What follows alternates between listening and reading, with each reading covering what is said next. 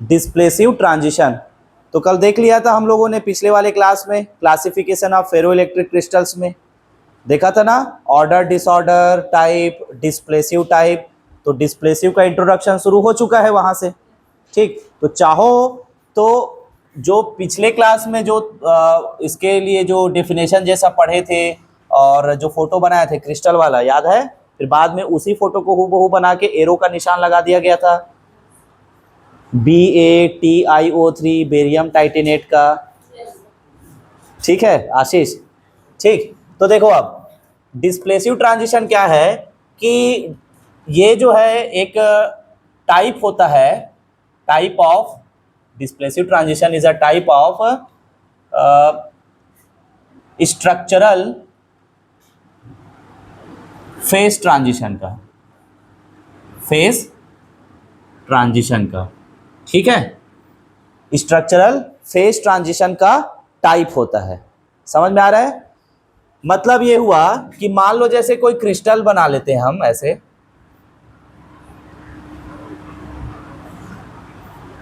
ये क्रिस्टल बन गया, इधर पे उसके आयंस है यानी कि एटम है इस तरीके से।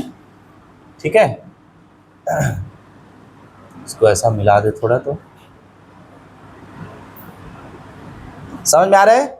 ये क्रिस्टल, अब ये क्रिस्टल खुद से ही क्या हो, डिस्प्लेसमेंट शो करे यानी कि शिफ्टिंग शो करे, यानी कि ये जो एटम्स है अपने इक्विलिब्रियम पोजीशन से शिफ्टिंग शो कर रहा है। तो एरो का निशान लगा दिए थे हम लोग पिछले वाले क्लास में, लगाए थे कि नहीं? तो ये क्या दिखा रहा है? शिफ्टिंग को। किसको दिखा रहा है? ये शिफ्टिंग को रिप्रेजेंट कर रहा है। और ये जो शिफ्टिंग ऑफ आयंस या फिर एटम, शिफ्टिंग ऑफ आयंस या फिर एटम, ये क्या करता है? शिफ्टिंग ऑफ आयन जो है क्या रिजल्ट देता है? रिजल्टिंग क्या? Development of spontaneous polarization. Development of spontaneous polarization किससे रिप्रेजेंट करते हैं इसको? PS से। कैसे रिप्रेजेंट करते हैं इसको? PS से। तो ये चीज है। ठीक है, तो बेसिकली इस टाइप्स के जो डिस्प्लेसिव ट्रांजिशन शो करता है वो मटेरियल कौन कौन सा हो सकता है? BaTiO3 हो सकता है ना, SrTiO3 ये सब होता है, बेरियम टाइटेनेट, स्ट्रोंशियम टाइटेनेट। ठीक है, और भी हैं पर अभी ये दो को याद रख लेते हैं, एक में Ba लिख लेंगे, Ba को हटा के Sr लिख लेंगे, बाकी तो सेम है, TiO3। तो समझ में आया डिस्प्लेसिव ट्रांजिशन क्या है? Displacive transition is a type of structural phase transition. तो फॉर एग्जांपल जैसे हमने क्रिस्टल कंसीडर किया, क्रिस्टल बनाया, क्रिस्टल्स में एटम्स दिखाए, एटम्स या फिर आयंस बोले। अब ये आयंस या एटम्स अपने इक्विलिब्रियम पोजीशन से क्या हो रहे हैं? शिफ्ट हो रहे हैं या डिस्प्लेसमेंट शो कर रहा है। तो उस डिस्प्लेसमेंट के कारण हमको क्या डेवलपमेंट मिलता है? क्या मिलता है? Spontaneous polarization. और ये इस टाइप के जो क्रिस्टल्स होते हैं वो कौन कौन सा हो सकता है? ये वाला BaTiO3 हो सकता है, SrTi हो सकता है। समझ में आ रहा है? क्लियर है यहाँ तक सभी को? तो डिस्प्लेसिव ट्रांजिशन को अगर हमको समझना है ना, तो बेसिकली इसको अंडरस्टैंड करना है तो दो तरीके से कर सकते हैं। एक हम कंसीडर करेंगे पोलराइजेशन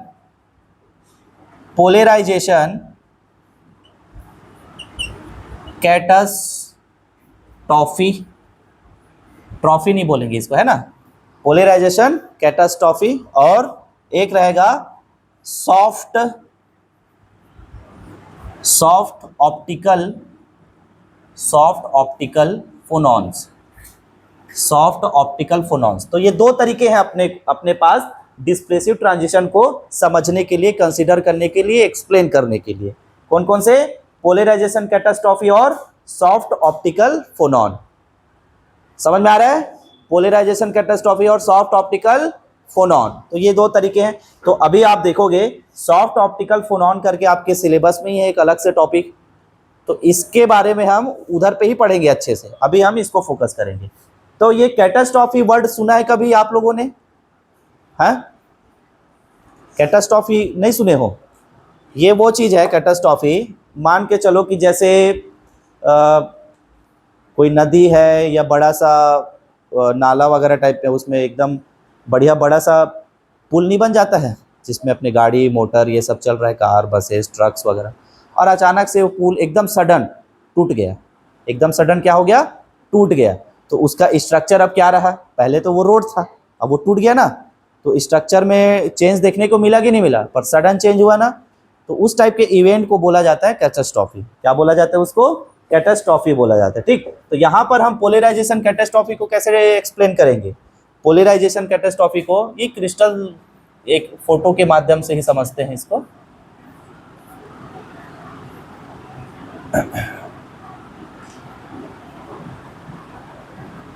ठीक, तो होगा क्या, यहां पर जो आयंस है, ये आयंस, इनका जो डिस्प्लेसमेंट या शिफ्टिंग, ठीक है, शिफ्टिंग, बार बार यही सब वर्ड आएगा, कंफ्यूज नहीं होना है। Shifting of ions, shifting of ions rises local electric field, local electric field. Ions का डिस्प्लेसमेंट क्रिस्टल के अंदर यानी कि डाइलेक्ट्रिक मटेरियल के अंदर क्या होगा, आयंस का डिस्प्लेसमेंट होगा, शिफ्टिंग होगा, तो वो क्या क्रिएट करता है, लोकल इलेक्ट्रिक फील्ड। क्लॉसियस मोसोटी वाले इक्वेशन रिलेशन में पढ़े हैं ना इसके बारे में, इस कॉन्सेप्ट को जानते हैं अपन, लोकल इलेक्ट्रिक फील्ड। तो ये लोकल इलेक्ट्रिक फील्ड क्या होता है, ई लोकल लिख लूं क्या इसको, है ना ऐसा, ये जो ई लोकल होता है ये एकदम स्ट्रॉन्ग होता है, यानी कि फील्ड कैसा रहेगा, एकदम ज़्यादा स्ट्रॉन्ग, और इतना स्ट्रॉन्ग होगा कि ये जो आयंस है वाइब्रेट होते होते, डिस्प्लेसमेंट होते होते, शिफ्टिंग होने के बाद अपने जो पुराना वाला जो इक्विलिब्रियम पोजीशन है वहां पर नहीं रहेगा, यहाँ पे शिफ्ट हो जा रहेगा। समझ में आ रहा है, अपने पुराने पोजीशंस को छोड़ के नए पोजीशन में पहुंच गया, अब ये वापस नहीं आएगा यहाँ पे। क्यों नहीं आएगा, क्योंकि ई लोकल जो है वो इतना स्ट्रांग है, इस वजह से यहाँ पास जब ये गया फिर वापस आया, फिर ये चलता है ना प्रोसेस, तो ये क्यों आता है, रीस्टोरिंग फोर्स के कारण। क्यों आता है पार्टिकल, रीस्टोरिंग फोर्स के कारण। तो ये ई लोकल इतना स्ट्रांग है कि यहाँ पे इस क्रिस्टल में रीस्टोरिंग फोर्स जो है, या इलास्टिक रीस्टोरिंग भी बोल सकते हो, रीस्टोरिंग फोर्स जो है खत्म हो जाता है। क्या हो जाता है, वैनिश। ठीक है, क्यों, due to strong local electric field. अब जब रीस्टोरिंग फोर्स ही खत्म हो गया, यही वो फोर्स था जो आयंस को, एटम्स को अपने इक्विलिब्रियम पोजीशन पे वापस ले आता था। अब यही नहीं रहा तो कहां से आएगा, तो शिफ्ट हो गया ना परमानेंट। तो इससे क्या होगा, क्या क्या मिलेगा अपने को, cause permanent dipole moment, permanent dipole moment create, dipole moment formation लिख लेते हैं, मोमेंट फॉर्मेशन। ठीक है, और इसके वजह से अपने को फिर क्या मिलेगा, स्पॉन्टेनियस पोलराइजेशन। ये तब हो रहा है जब इलेक्ट्रिक फील्ड है ही नहीं। ये सारा कहानी कब हो रहा है, जब E इक्वल टू क्या है, 0 है, इस केस में हो रहा है सारा चीज। समझ रहे हो, समझ आ रहा है कि नहीं आ रहा है। ठीक है, तो ये होता है इतना डिस्प्लेसिव ट्रांजिशन को। हाँ, फेरो इलेक्ट्रिक, क्योंकि डिस्प्लेसिव ट्रांजिशन किसका टाइप है, फेरो इलेक्ट्रिक क्रिस्टल का। क्लियर है, तो ये दोनों कौन से क्रिस्टल होंगे, फेरो इलेक्ट्रिक या एंटी फेरो, फेरो होगा, कौन होगा, फेरो। चलो नोट कर लो, इतना समझ में आया कि नहीं आया, इतना क्लियर है सबको। ठीक, यहाँ पर ये इस साइड जो बनाया है ना, ये वाला प्रोसेस जो हो रहा है, सब कुछ एकदम फास्ट जैसा हो रहा है, यही है पोलराइजेशन। सिंपली यहाँ को पीएस को पोलराइजेशन कैटास्ट्रॉफी बोलोगे। ठीक है, क्या बोलोगे, पोलराइजेशन कैटास्ट्रॉफी। क्लियर है, तो कैटास्ट्रॉफी देखो, पोलराइजेशन तो मालूम ही है, कैटास्ट्रॉफी में तुमको ये याद रखना है कि कैटास्ट्रॉफी जहां पे आ जाएगा वहां पे इसका मतलब ये हुआ कि आयंस अब अपने इक्विलिब्रियम पोजीशन पर नहीं आएंगे, वो दूसरे वाले इक्विलिब्रियम पोजीशन में सेट हो गए हैं, फिक्स हो गए हैं। ठीक है, clear. Role of crystal structure को देखते हैं। ठीक है, तो पिछले क्लास में मैंने इसी का पढ़ाया था ना, BaTiO3 का ये वाला फोटो बनाया था, वही फोटो बना देना है हूबहू और उसी एक्सप्लेनेशन को लिख देना छोटा सा। खैर नोट्स में तुमको मिल जाएगा, तो अलग से और कहीं जाने की जरूरत नहीं है।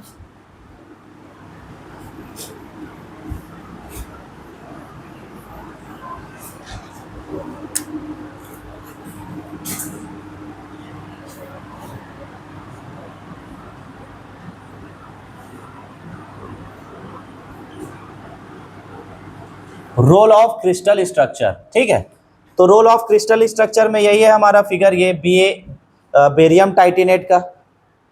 किसका? बेरियम टाइटेनेट का। इसमें सिंगल एक ही फोटो बनाना जहां पर आयंस जो है डिस्प्लेस हो रहे हैं उसको शो करने का, तो एरो लगाएंगे इसमें और क्या, ऐसे इस तरीके से।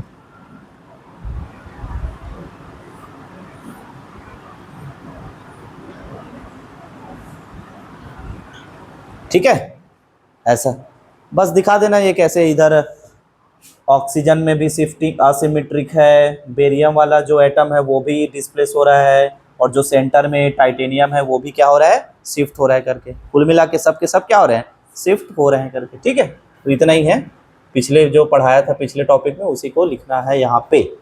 ठीक है, क्लियर है?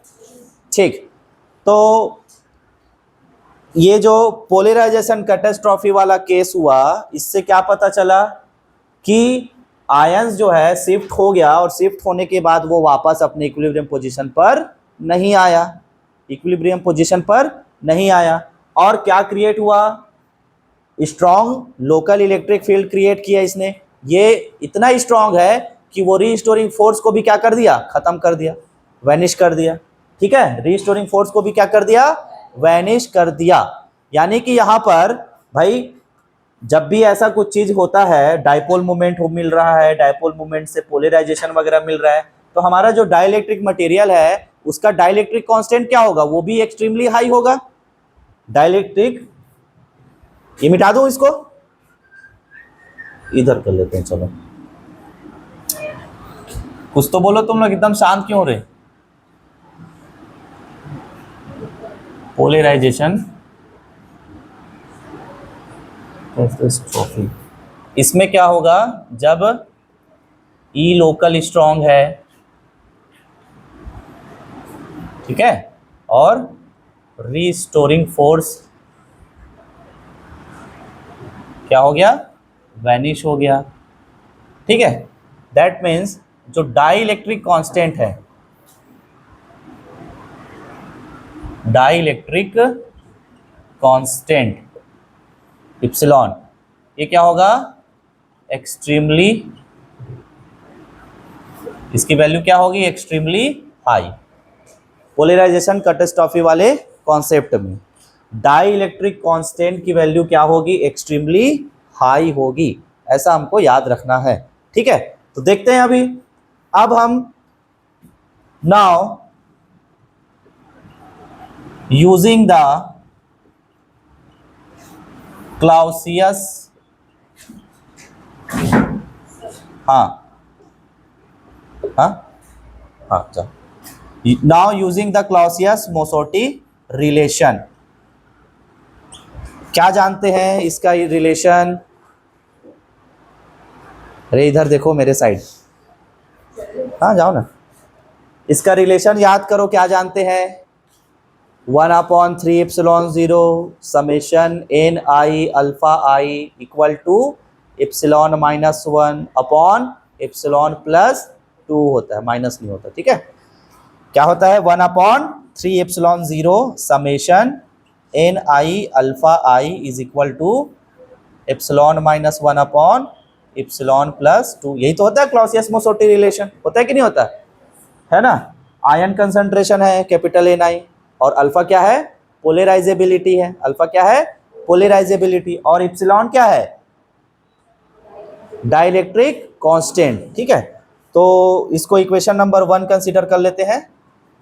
इसको कौन सा इक्वेशन, 1। हम जानते हैं एप्सिलॉन 0 को हम 1/4 पाई लिख सकते हैं, मालूम है ना। तो 1/एप्सिलॉन को क्या लिखेंगे, 4 पाई। 1 अपॉन एप्सिलॉन को क्या लिख देंगे 4 पाई। तो यहां से मैं इसको इक्वेशन को ऐसे लिख लूं 4 pi upon 3 summation N I alpha I equal to epsilon minus 1 upon epsilon plus 2। Clear यहां तक सभी को? ठीक। हाँ, तो अब यहां से क्रॉस मल्टीप्लाई कर दे तो क्या होगा ये 4 पाई अपॉन 3 फिर क्या है summation N I alpha i epsilon plus 2 और फिर क्या है फिर equal to epsilon minus 1।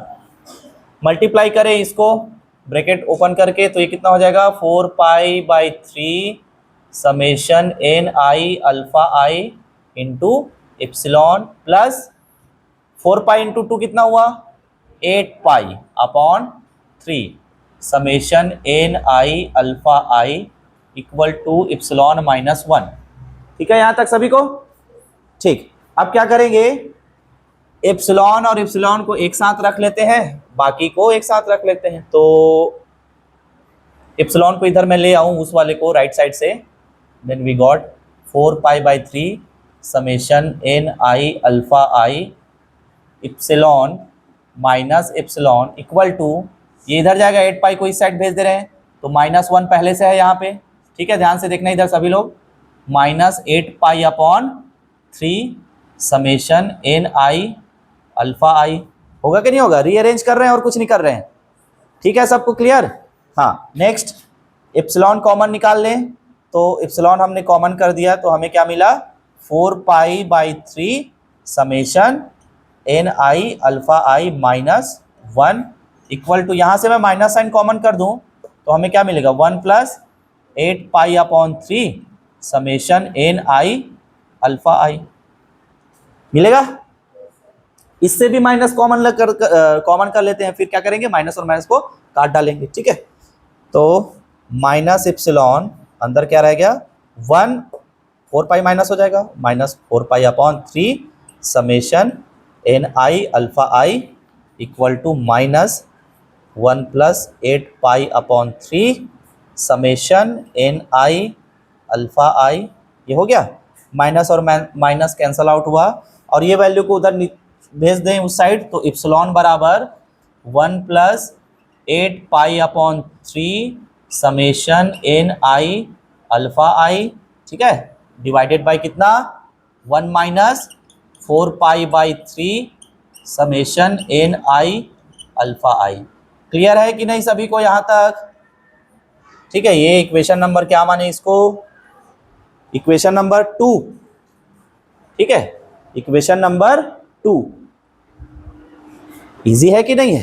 क्लॉसियस-मोसोटी relation याद रखना है, इप्सिलॉन इप्सिलॉन वाला क्रॉस प्रोडक्ट कर देना है, फिर अपने को या ये ध्यान में रखना है कि इप्सिलॉन के बराबर लेके आना है तो रीअरेंज करके ले आए यहाँ तक। क्लियर है यहाँ तक सभी को? ठीक।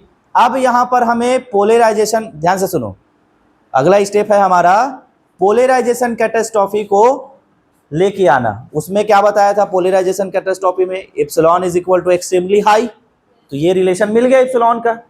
अब यहाँ पर लगाना है पोलराइजेशन कैटास्ट्रॉफी कॉन्सेप्ट को और लेके आना है कि एप्सिलॉन कैसे हाई होगा, है ना? तो सोचना जरा सा, चलो नोट करो इतना। क्लियर है सबको? बारी बारी से पूछते हैं, जो भी बोलना गलत बोलना सही बोलना सब चलेगा। चलो बोलो किसके किसके पास है इसका आंसर, बताओ ना। इक्वेशन नंबर 2 पे देखो, कुछ भी बोलो। खुशबू गलत बोलो, तुम खुशबू,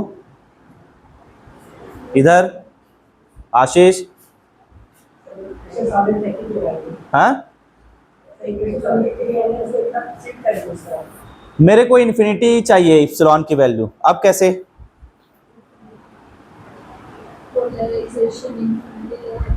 अरे डिनोमिनेटर को अगर 0 कर दे तो नहीं होगा? तो सपोज, हाँ देखो अब यूजिंग पोलराइजेशन, यूजिंग नहीं, for polarization catastrophe concept assume assume 1 minus 4 pi upon 3 n I alpha i is equal to क्या मान ले, 0। क्या मान ले, 0 मान सकते हैं, है कि नहीं? या फिर ऐसे भी कर सकते हो और करके 4 pi by 3 n I alpha i is equal to 1, ऐसा भी कर सकते हैं। तब भी यहां पर इसकी वैल्यू मैं 1 रख दूंगा तो 1 माइनस 1 कितना, 0। 1 अपॉन 0 कितना मिलेगा, इनफाइनाइट मिलेगा कि नहीं मिलेगा? तो इस कंडीशन में फ्रॉम इक्वेशन सेकेंड, ठीक है, we have epsilon is equal to क्या हो जाएगा, 1 प्लस 8 पाई अपॉन 3, ऊपर की वैल्यू कुछ भी हो, नीचे में 0 आ गया मतलब क्या है ना, इन्फिनिट हो जाएगा। तो लिख सकते हैं कि इप्सिलॉन टेंस टू इन्फिनिटी, लिख देते हैं ऐसा। ये तो हो गया ना, एक्सट्रीमली हाई को रिप्रेजेंट करेगा कि नहीं करेगा? इससे अधिक और कुछ हो सकता है कि एप्सिलॉन का वैल्यू बताओ? इन्फिनिटी स्क्वायर लिखते हैं, इन्फिनिटी स्क्वायर नहीं लिखते। तो यही है, ठीक है, ये कहानी है। ठीक, नाउ एक और चीज एज्यूम करेंगे। Late us assume 1 minus 4 pi upon, ध्यान से देखना इधर को, है ना, इसको याद रखना है हमको। यहाँ पे तो हमें कैटास्ट्रॉफी का कॉन्सेप्ट मालूम था करके उस हिसाब से ये कर लिया, ऐसा आ रहा है।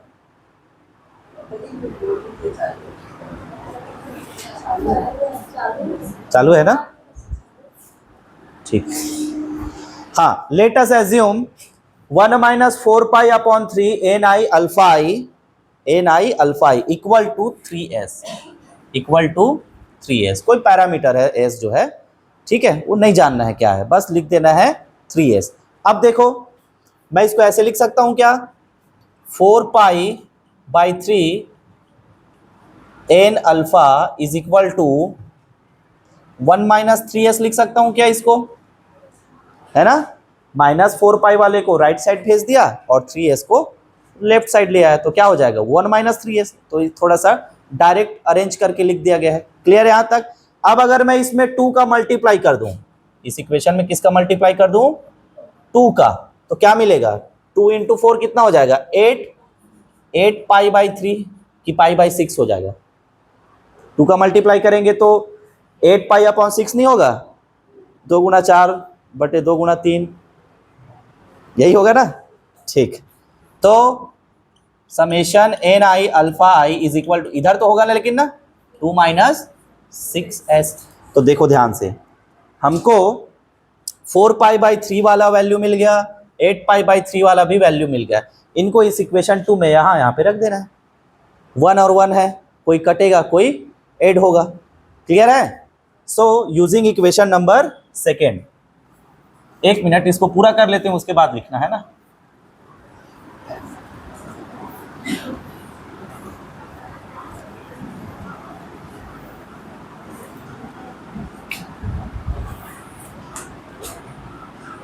From equation second we obtain कितना, इप्सिलॉन इज इक्वल टू, पहले वाले में क्या है 1 प्लस 8 पाई बाई 3 के केस में क्या है 2 माइनस 6s, है ना, अपॉन इधर क्या है 1 माइनस 4 पाई वाले में क्या है 1 माइनस 3s। इसको सॉल्व करेंगे, 1 प्लस 2 कितना हुआ 3 माइनस 6s अपॉन ये कितना हो जाएगा, 1 और 1 कैंसल, माइनस और माइनस प्लस, कितना मिला अपने को 3s। सो एक बार और कैलकुलेट कर लेते हैं, तो यहाँ से सेपरेट कर लो, तो 3 अपॉन 3s कितना हो जाएगा 1 अपॉन s, माइनस 6 अपॉन 3 कितना हो जाएगा 2, होगा कि नहीं होगा। इफ, यहाँ एक लगा लेते हैं, if s is much less than 1 for small value of s के लिए, है ना, तो वी कैन रीट ये, इसके बाद में epsilon is approx equal to 1 upon s। Equation number क्या माने, इसको थर्ड मान लेते हैं।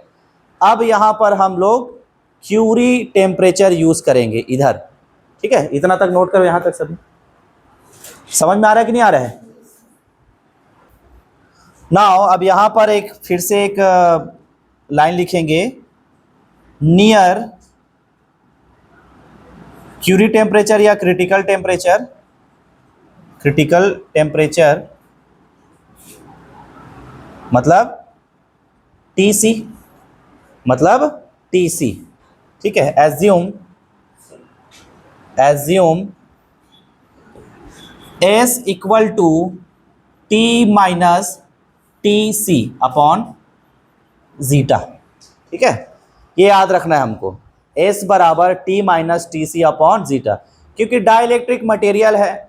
डाइलेक्ट्रिक मटेरियल यहाँ पर जो हमने दिखाया फेरोइलेक्ट्रिक क्रिस्टल, फिर उसके टाइप्स, कौन सा वाला, डिस्प्लेसिव, ठीक है। तो यहाँ पर क्या बोला कि स्पॉन्टेनियस पोलराइजेशन वाला कंडीशन है, स्पॉन्टेनियस पोलराइजेशन वाला कंडीशन है, और साथ ही साथ डिस्प्लेसिव ट्रांजिशन को दो तरीके से एक्सप्लेन किया जा सकता है। कैसे, एक पोलराइजेशन कैटास्ट्रॉफी और एक सॉफ्ट ऑप्टिकल फोनॉन के थ्रू। समझ में आ रहा है, सॉफ्ट ऑप्टिकल फोनॉन के थ्रू और पोलराइजेशन कैटास्ट्रॉफी के थ्रू। तो भाई सॉफ्ट ऑप्टिकल फोनॉन के थ्रू में जब तक आप टेम्परेचर को इंक्लूड नहीं करोगे आप उसको बता ही नहीं पाओगे, ठीक है। समझ में आ रहा है, ठीक। तो S बराबर हमने क्या लिया, T माइनस टी सी। ये क्यों लिया है, क्योंकि near critical temperature, direct T C थोड़ी ना लिखोगे, जो नेचुरल टेम्परेचर है T वो इंक्रीज होते होते इतने वैल्यू पे पहुंच गया जिस जो वैल्यू किसका है, क्यूरी टेम्परेचर का या क्रिटिकल टेम्परेचर का, तो ऐसे लिखोगे ना इक्वेशन को, है ना। S is equal to T minus T C upon zeta, ये याद रखना है। तो इक्वेशन 3 से देखो क्या हो जाएगा, यूजिंग इक्वेशन 3 क्या बन जाएगा, इप्सिलॉन इज इक्वल टू क्या होगा, zeta upon T minus T C, zeta upon क्या होगा, टी माइनस टी सी। तो इसमें भी देखो कैटास्ट्रॉफी वाला कंडीशन फॉलो होगा ही, जैसे जैसे आप टेम्परेचर को इंक्रीज करोगे, है ना, या टी जो है टी सी के बराबर हो गया, टी जो है टी के नियर पहुंच गया, ये तो लिखे हैं ना नियर क्रिटिकल, तो T C minus T C क्या हुआ, जीरो। तो कितना मिलेगा फिर, epsilon extremely high, dielectric constant क्या होगा, एक्सट्रीमली हाई, मतलब आप टेम्परेचर को क्यूरी टेम्परेचर पे पहुंचा दे रहे हो, तो डाइलेक्ट्रिक कांस्टेंट जो है वो क्या हो जाता है, एकदम हाई हो जाता है। समझ में आ रहा है कहानी, बस इतना ही है, यही खत्म ये अब टॉपिक, इतना ही लिखना है। इसके नीचे एक दो और थ्योरी है, वो जो मैं बोला हूँ वही सब है, ठीक है, लिख लोगे, हाँ नोट करो फिर, ठीक है। ये ग्राफ देख लो, इस साइड में आप रखना 1 upon T minus T C, 1000 upon भी नहीं लिखोगे तो भी चलेगा, simply 1 upon T minus T C भी लिख सकते हो, और वाई एक्सिस में इप्सिलॉन रखेंगे, डाइलेक्ट्रिक कांस्टेंट, ये वैल्यूज है अलग अलग पे, ठीक है। तो देखो ये क्या है, ये लीनियर बिहेवियर शो कर रहा है, ये जो मटेरियल है बी एस आर के सी ए, ये सब क्या कर रहा है, लीनियर बिहेवियर शो कर रहा है। टेम्परेचर ये वाला जो वैल्यू है वो इंक्रीज हो रहा है, तो ये सब लीनियरली क्या हो रहे हैं, इंक्रीज होते जा रहे हैं, ठीक है। अभी देखा ना हम लोगों ने, इप्सिलॉन एक्सट्रीमली हाई होता है कि नहीं होता है, तो वही वाला कहानी चल रहा है, समझ आ रहा है, ठीक। तो बस इतना ही है इसमें कि ये जो कर्व जो दिख रहा है वो लीनियर बिहेवियर शो कर रहा है, इतना ही लिखना है थ्योरी में, और कुछ नहीं, इससे ज़्यादा, ठीक हो जाएगा, ये खत्म ये, ठीक है। तो ये ग्राफ किसके किसके बीच है, dielectric constant versus 1 upon T minus T C के बीच, ठीक है।